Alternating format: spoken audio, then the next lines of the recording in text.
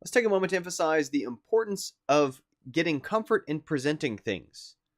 That when there's a chance to speak for your group, when there's a chance to speak for your work, when there's a chance to do any of those things, be on the forefront of receiving feedback or of showing the work, you want to build that skill up. Now, it's okay for not everyone to have all skill areas, just as much as okay for not everyone to be an artist or an engineer or a teacher or a musician or any other skill or talent. It's okay for some people to feel more comfortable or prefer doing those things and other people to be a little less comfortable in those areas.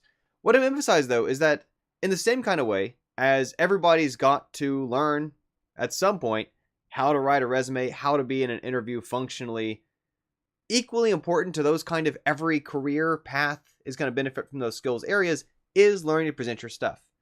So one of the things I've really found valuable when I visit the Hawkins High School, and part of what they do is things that, for me, I actually got experience just through, like, I had an elective in my high school, 1999 or early 2000s or something like that, where, I was doing science fair stuff, but that was my chance to kind of present to a panel, to give talks, to practice, to not just give talks, but give talks about my work and the things that I had chosen to do, not just what I'd been assigned to do.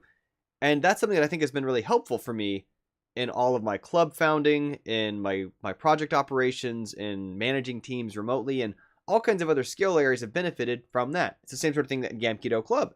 Even though many people are there first and foremost because they want to practice programming or game design or game art, game music, game sound, quite often what they're realizing is that a lot of what they're getting practice with is that teamwork, that communication, and maybe most importantly for the project leads, weekly presentations on here's what we did last week, here's what we did the week ahead. Now, it's not a high pressure thing. It's not like they're under the gun or being judged by the general public like, say, I might be doing here when I post these videos publicly.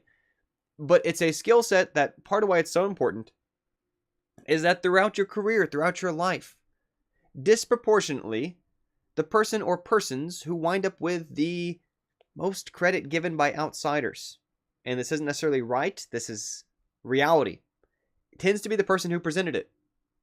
This is the case all the time for giant corporate teams where hundreds of people help make something happen. The person who's the face on camera or the face on stage or comfortable sharing that work with the bosses, with the managers, the board of directors, whatever, winds up being the face, the name, the voice, the person associated with that thing. Now, you can still try to give and should credit to the others involved, and it's more an artifact of how just the human brain works, that we want to simplify things down to, yes, that's Jim's project, or that's Sharon's initiative, or whatever. That's not even that person to blame. That's just the dynamics of how it works. And so this is part of why it's so important that you're comfortable when the opportunity arises, that you've had some practice, you've had some exercise at presenting things, you've got some beginner errors out of your system at just show and tell, obviously at every stage of your life, to make sure that when that opportunity arises, you don't sort of pull away from it. And again, it's okay to not steer towards these things. It's okay to not be someone who chooses and wants to be a public speaker as your main profession or as a part of your career central path. But opportunities will arise in which someone's going to tap on your shoulder. They're going to be like, hey, would you be comfortable presenting the results for our group or for our team or for our company, for our art collective, right? It's not all about career stuff.